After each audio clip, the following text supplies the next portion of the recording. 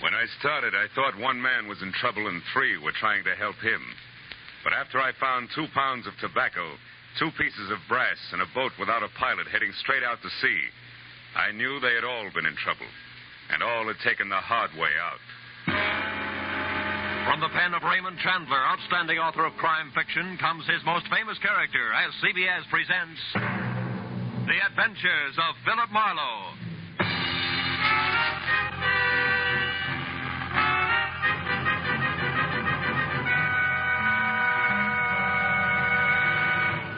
And now, with Gerald Moore, starred as Philip Marlowe, we bring you tonight's exciting story, The Hard Way Out.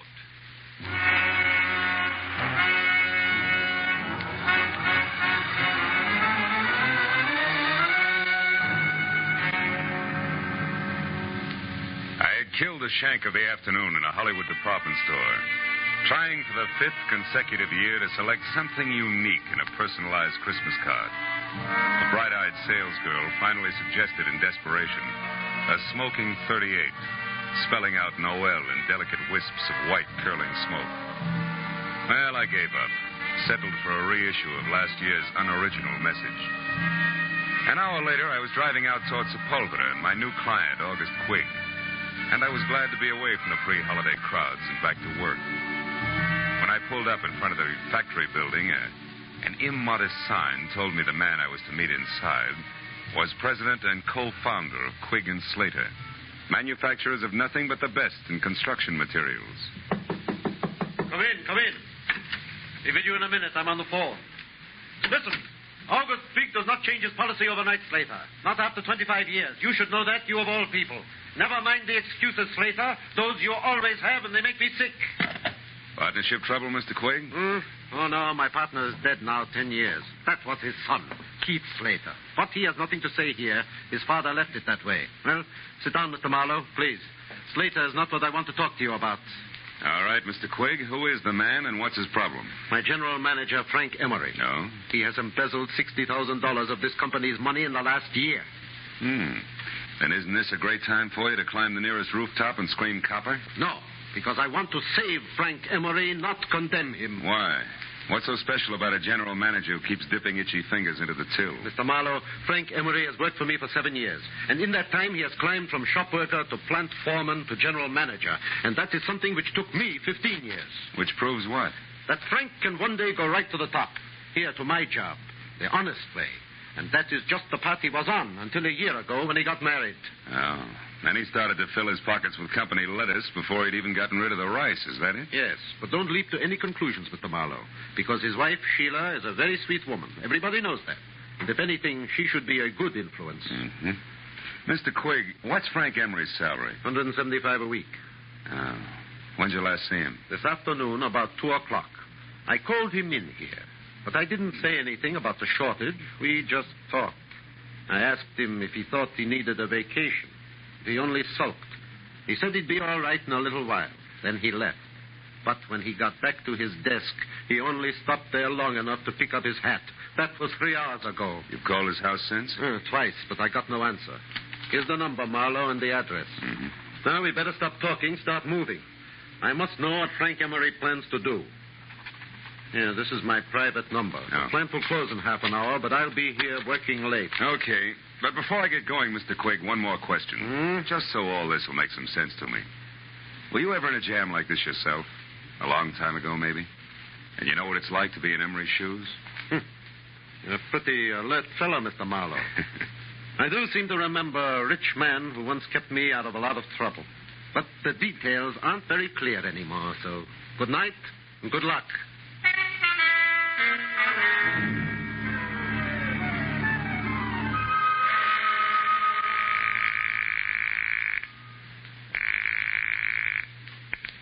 Hello? Mr. Frank Emery, please. I'm sorry he's not in. Is this Philip Marlowe? Yeah, that's right. That should make you Sheila Emery, huh? Yes, I just finished speaking to August Quigg at the plant, Mr. Marlowe. He told me about you. And about Frank. Take it easy, Mrs. Emery. Crying isn't going to help Frank any. Yes, I know. But how can I help Frank? What can I do? I'm not sure, but look, can you meet me right away? I'm at the Golden Crown. It's a cocktail lounge on Santa Monica Boulevard near Bradley. Yes, of course, Mr. Marlowe. I'll be there as soon as possible.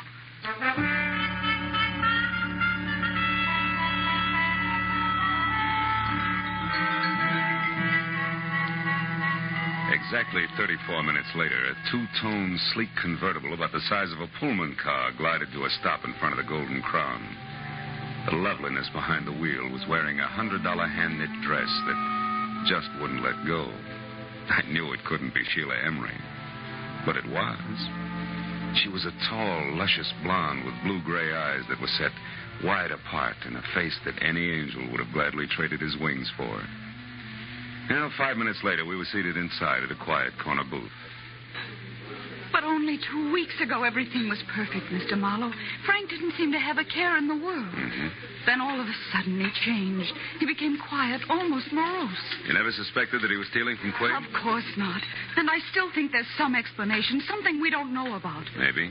But from where I sit, it looks like you two have been keeping up with the Vanderbilts instead of the Joneses. It always danced the bank account. Just what do you mean by that, Mr. Marlowe? Exhibit A, that knit 1 Pearl 2 number you're wearing. What? Exhibit B, that splash of automobile you drove Ip in. But Frank said we could afford those things. I know because I was worried when we bought the boat. Yeah, what boat? The Carefree. It's a 30-foot sailboat. We dock it near our cottage just beyond Santa Monica. Hey, wait a minute. A sailboat, a cottage at the beach, that car? Just how far do you think $175 will stretch these days? What do you mean? Frank makes twice that, plus bonuses. Not unless he has a very fancy paper route on the side. Because 175, period, is the figure that Quig quoted to me an hour ago. Oh, no. No, I can't believe that. Frank wouldn't lie to me that way. Yeah, some guys do funny things when they're too much in love. Oh, now, look, tears take time, honey. How about holding him back long enough to give me some dope that'll put me on Frank's trail, huh? I mean, names and numbers, his clubs, his friends, anything that'll give me a line. Yes, of course. But all that information is in his address book at home. All right. Home's our next stop. Just between us, Sheila. What are the chances that Frank has an extracurricular interest on a back street somewhere? Another woman? Oh, no, I'm sure that's not the way things are. Frank loves me very much. Yeah, I guess so. Believe me, if he doesn't, we're not looking for an embezzler. We're after a maniac. Come on, let's get out of here.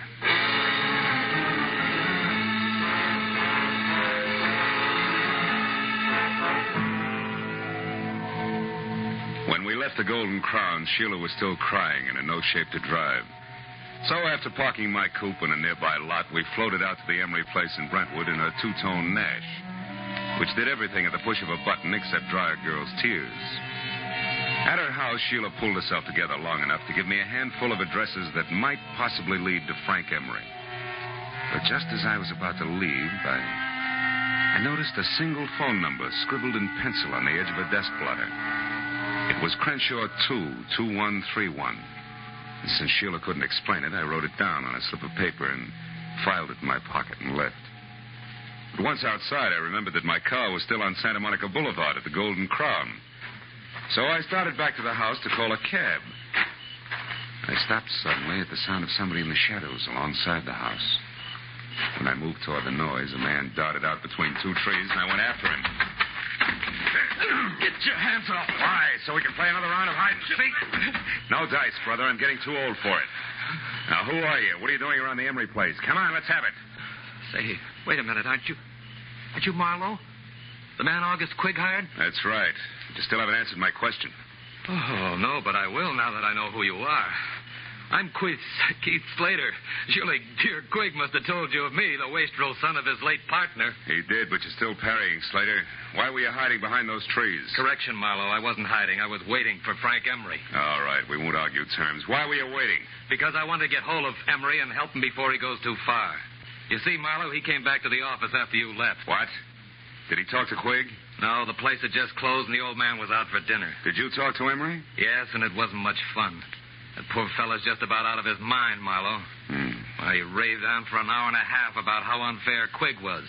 Said he knew that I was the one who'd get to run Quig and Slater after the old man died. I don't follow that. When did you become the fair-haired boy around there? Oh, I'm hardly that. But I do own a quarter of the plant, unless, of course, Quig fires me one day. Those are the terms of my father's will. But Quig won't fire you, is that it? He wouldn't think of it. After all, that would keep my dear father from resting easy in his grave. Okay, let's skip it. Exactly what did Frank Emery tell you, Slater? He said that August Quigg was a two-faced liar and that he'd settle with him in his own way. I told Quigg that when he got back from dinner. And I also reminded him that Frank had a key to the office. That didn't faze Quigg, did it? No, he said he never worries twice.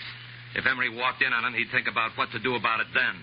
I tell you, Marlowe, we've got to get hold of Frank Emery and stop him before it's too late.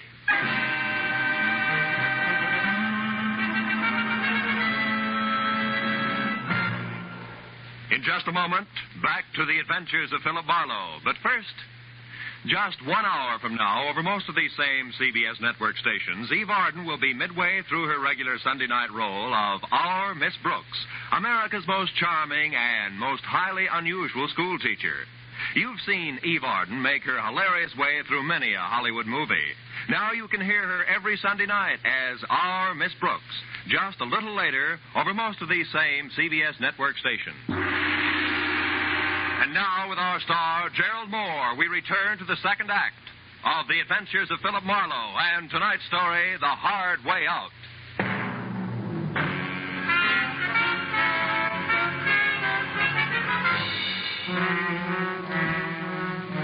It was nearly an hour later before I was back in my office on Cahuenga with my finger in the dial of the telephone, checking the names and places that Sheila Emery had given me.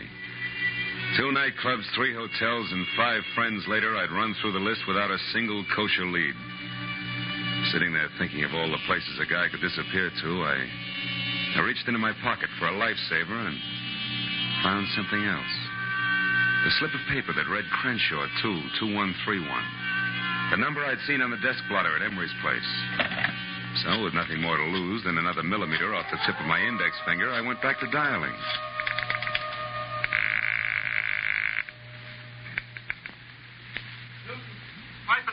Shop, Sam Newton talking. Newton's what? Pipe and tobacco shop, what can I do for you? Not a thing, old-timer. My mistake. Pipe and tobacco shop. Marlowe speaking. This is Sheila Emery, Marlowe. I think I know where Frank is. You do? Yes, at our cottage at the beach. It's closed up, but I was just going through some things in my desk when I discovered that the keys to the place were gone. And I clearly remember seeing them only yesterday. What's the exact location of that cottage? It's 2 miles north of Santa Monica and down on the beach, directly behind a large white frame house on the Pacific Coast Highway. Number 1221. You can't miss it. 1221. Okay, I'm leaving right now, and I'll call you as soon as I can, so try not to worry.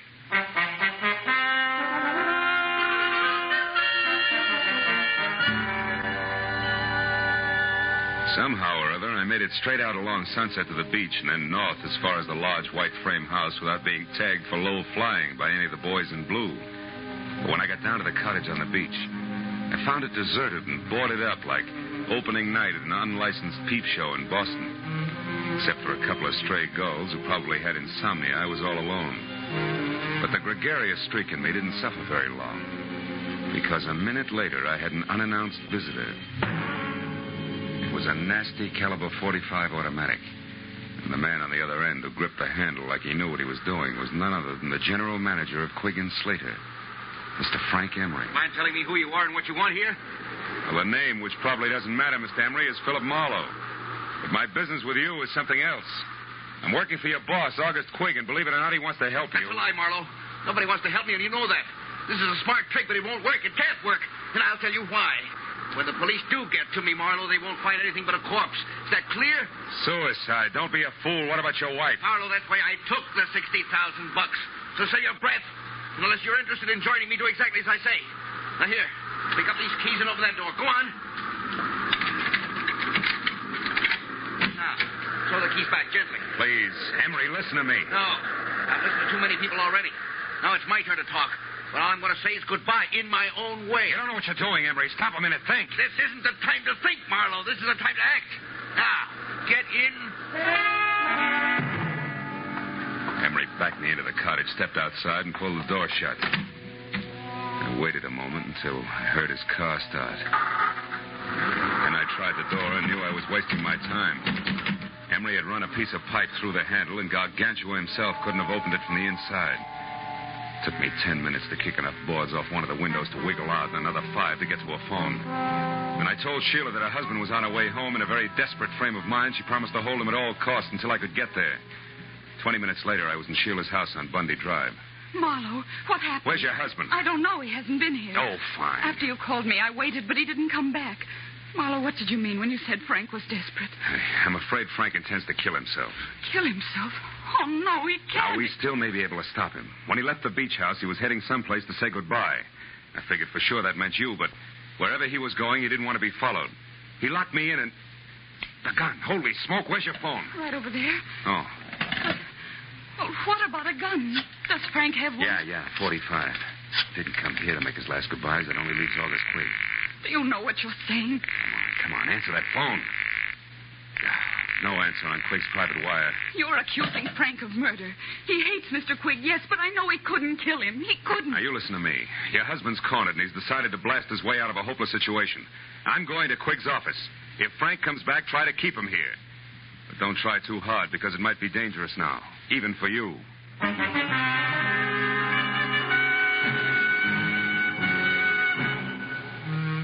I drove down Sepulveda to the black, hulking plant of Quigg and Slater, pulled over, parked, and walked up the alley toward the side entrance. Through a barred window, I saw the feeble nightlight that glowed in the outer office. Otherwise, the place was dark. When I got to the door, I stopped. A diamond-shaped key stuck out of the lock, and the heavy door was ajar. I eased it open and listened. Nothing.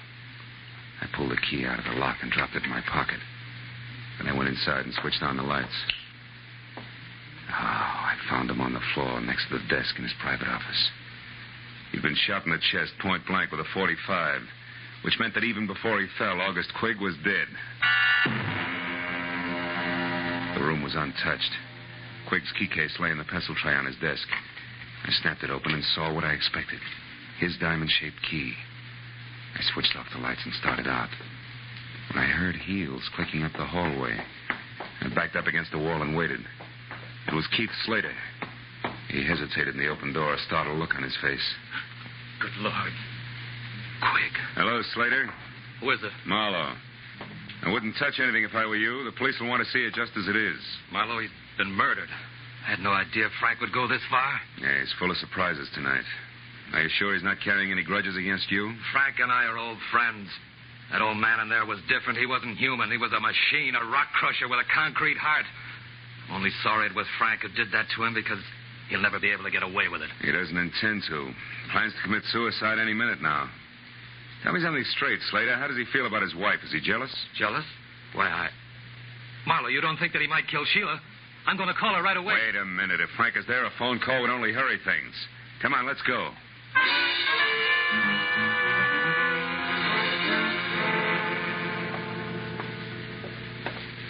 I don't like the looks of this, Marlowe. Neither do I. Sheila?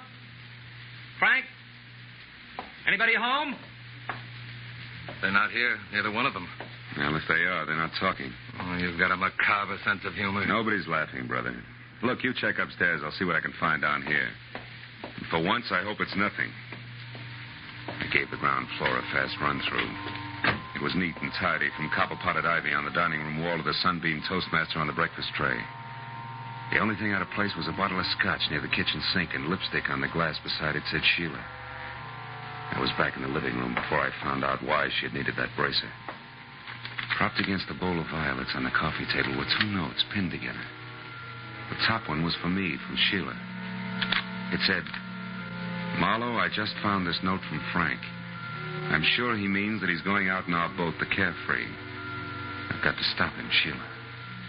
I turned to Frank's note and was reading it as Slater came down the stairs. Nothing unusual upstairs, Marlowe, did you? What's that? What have you found? Frank's suicide note. He asked Sheila to forgive him and forget him. Yeah, read it yourself. I'm going to call the police. Sure he means that he's going out in our boat to Carefree. Say. What's wrong? I thought you were going to call the police. I was. But I noticed this phone number here on the desk blotter again. It's a tobacco dealer. Slater, I've got a very wacky idea. I'm going to give it a try.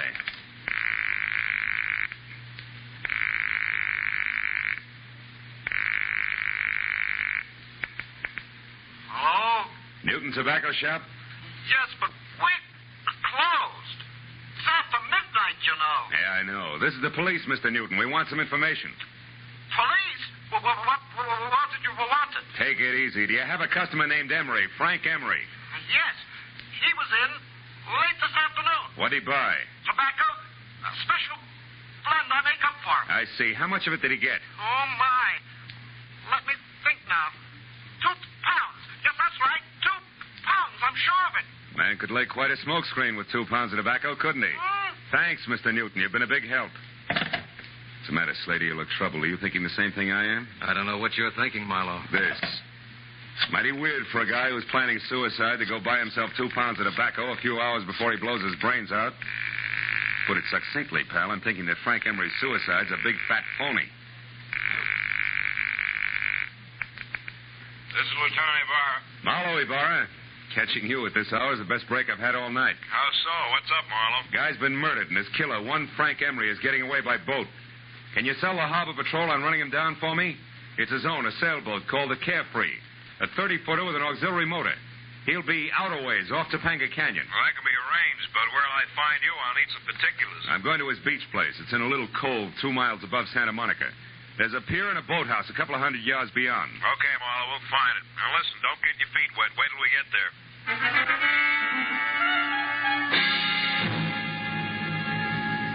The Emery beach house was deserted and dark.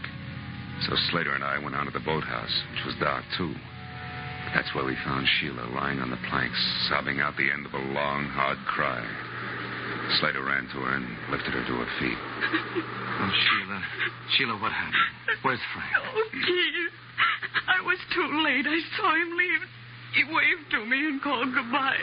I begged him to come back, but no, he never will. Don't be too sure of that, honey. Oh, what do you mean, Marlowe? Oh, wait a minute. That boat coming in is probably Ibarra. Marlowe! Yeah, here, Ibarra. I got another boat out looking for the Capri, Marlowe, so I came directly here. Who's this? Mrs. Emery, Mr. Slater, Lieutenant Ibarra. How do you do? Lieutenant? Well, Marlowe, what's it all about? Well, the embezzler killed his boss, set up a strong case of suicide, and at the moment is pulling a very fast switch. You mean he's not really checking out? How'd you figure? He bought 2 pounds of his favorite pipe tobacco today. What's that? Wait, Sheila. Well, that's interesting, Phil, but suicide's a peculiar people. Okay, but I'll bet you my Sea Scout insignia against a dead jellyfish that he's got a small boat aboard, and that he's going to get off the Carefree and row to shore. How about it, Mrs. Emery? Is there a small boat? There's a rubber life raft in one of the lockers. That'll do it. It's all he needs. Lieutenant Ibarra, Yes, Mooney, what is it? we just got a call on the radio from the other boat. They've spotted the Carefree running without lights southwest about 2.5 miles offshore. He's holding a steady course, but there's nobody at the wheel. In fact, she seems to be abandoned. Well, tell him to stand by, but leave her alone. We'll be right out. Well, Marlowe, we'll know in a minute. Let's go, folks. Get aboard.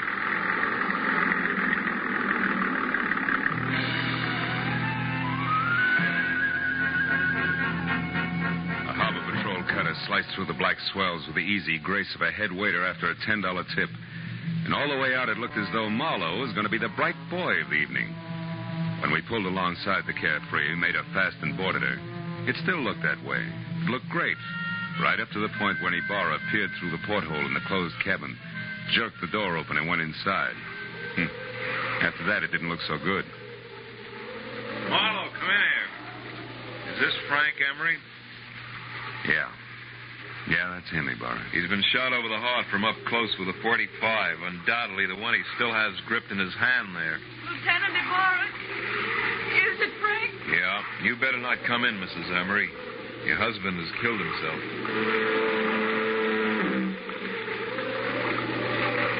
I walked back to the stern and sat down. Ibarra was going through his grim routine inside, and I felt lousy. I stared down vacantly at my feet and only gradually became aware of the little brass cylinder that danced across the deck with every roll of the boat. I picked it up. It was an ejected cartridge from a .45. I'd found an empty .45 cartridge. All at once, things began to take shape for me. Ibarra, hold everything. I was right. Emery didn't commit suicide after all. Phil, the man's body's right here, the gun in his hand. I know, but he was murdered. Now, look, I found this out on deck, and the door to this cabin was closed. You remember? When a man is shot with a .45, he drops. He doesn't walk in, close the door, and then fall. Well, that's... Did Emery have any keys on him? Yes, these are his. They're in the ignition by the wheel. Sure. Look, this diamond-shaped one. It matches one I've got in my pocket. Come on out on deck, Ibarra, and watch closely. Hey, Slater. Slater, can I see your key to the side door of the factory? Why, certainly, Marlowe. It's right here in my pocket. It's not in your pocket because it's here in my hand, Slater. You were so excited when you shot Quigg, you ran off and left it sticking in the lock. No. And here's one for you, Mrs. Emery. While the Carefree was still tied up at the dock, you stood right here, surprised your husband in the cabin door, and shot him. This little cartridge was ejected back to the stern. But you forgot about that, because after you shoved him inside and put the gun in his hand, you closed the door. Then you started the motor, locked the wheel, and cut the boat loose. I don't know what you're talking Look out, Ibarra! Ibarra's after your gun! That was nice, Ibarra. Marlowe, I wouldn't have believed this. Don't lose your place, because you'll have to go over it all again. Don't worry, I won't. You see, it's sort of like an equation. 2 pounds of tobacco and 2 pieces of brass added up to 2 bodies and 2 murderers.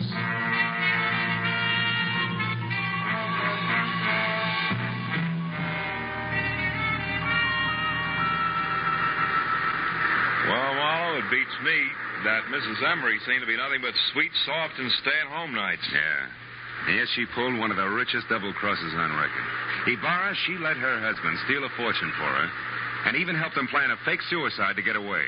Then she turned around and used this plan, only no fake this time, to kill him. So she'd be free to marry Slater. But you didn't want Slater without the money, right? Right. And as long as August Quigg lived, Slater could never be sure of his income. So Slater killed him, and they hung that on Frank Emery, too. Mm-hmm. And they worked a fast routine of pass the detective right through the middle of it all. While Slater killed Quigg, I was with Sheila. Then Slater took me over while she killed Frank. They make a great team in a shell game, Marlowe. Yeah. But you did all right. Well, see you tomorrow, the report, you know. Good night, Phil.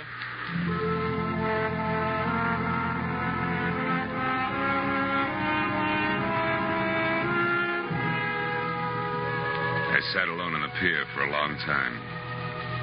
I watched the waves come in, and gradually my mind got untangled from the treachery and violence it had been wrapped up in all night. And the lady turned out to be the tiger. And then as my thoughts plowed back through the whole mess of the afternoon when I'd been shopping for Christmas cards, I made up my mind to cancel my order and have an entirely new set printed up.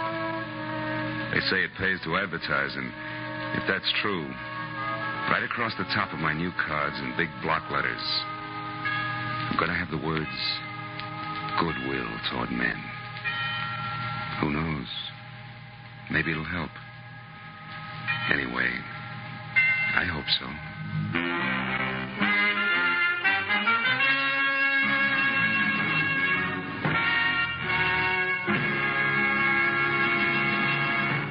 The Adventures of Philip Marlowe, created by Raymond Chandler, stars Gerald Moore, and is produced and directed by Norman MacDonald. Script by Mel Donnelly, Robert Mitchell, and Gene Levitt. Featured in tonight's cast were Barbara Fuller, Louis Van Rooten, Bill Nally, and Edgar Barrier. Lieutenant Ibarra was played by Jeff Corey. The special music was conceived and conducted by Richard Arant.